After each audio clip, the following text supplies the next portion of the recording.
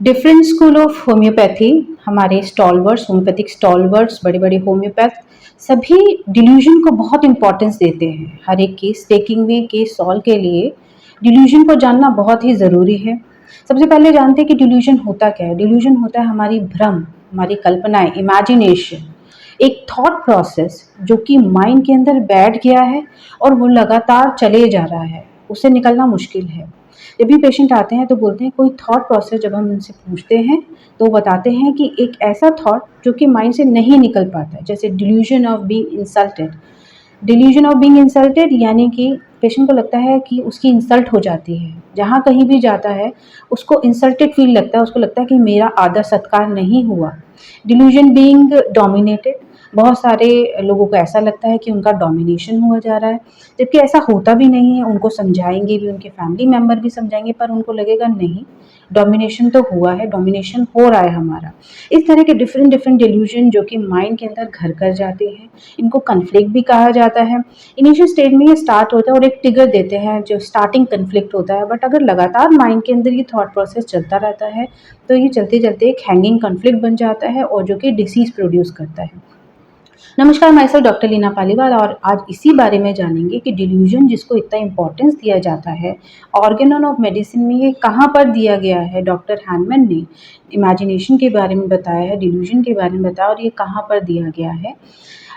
Organon of medicine में जो है ऑर्गेनन ऑफ मेडिसिन में एफोरिज्म नंबर 16, जिसमें फुट नोट जो है उसमें लिखा है most severe disease may be produced by sufficient disturbance of the vital force through the imagination and also cure by the same means।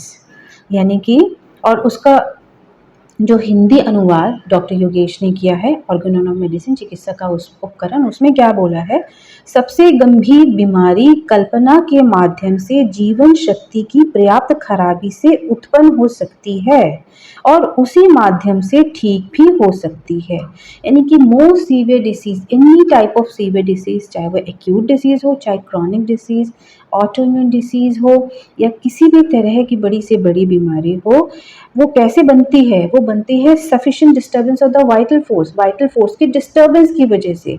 और वाइटल फोर्स डिस्टर्ब कैसे हो रहा है, थ्रू द इमेजिनेशन की वजह से। जब किसी तरह का इमेजिनेशन, किसी तरह का डिल्यूजन पेशेंट ले लेते हैं और वो थॉट प्रोसेस लगातार माइंड के अंदर चलता रहता है, उसकी वजह से डिसीज प्रोड्यूस होती है।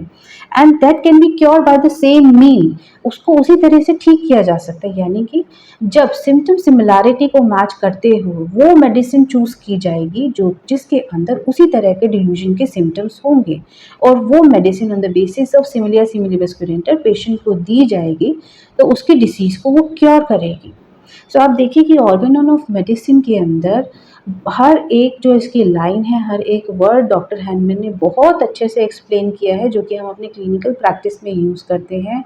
और जो डॉक्टर योगेश ने इसका हिंदी अनुवाद किया है, वो हर एक लाइन को बहुत ही इजी तरीके से, बहुत ही सिंपल सरल तरीके से किया है। आप इसको पढ़िए, इसको गो थ्रू कीजिए। ये हमारे बेसिक प्रिंसिपल है, इनको मजबूत करना बहुत ही ज़्यादा ज़रूरी है। अगर हम इधर उधर भटकते रहेंगे तो हम एक सही डायरेक्शन नहीं पा पाएंगे। सबसे पहले ज़रूरी है हमारा बेस जो है उसको स्ट्रॉन्ग करना। अगर आपको वीडियो इन्फॉर्मेटिव लगी हो तो बने रहिए हमारे साथ। इसी तरह के ऑर्गेनन ऑफ मेडिसिन के और होम्योपैथी के कुछ इंपॉर्टेंट बेसिक प्रिंसिपल्स के ऊपर हम बात करेंगे। नमस्कार, myself doctor Leena Paliwal. Thank you so much.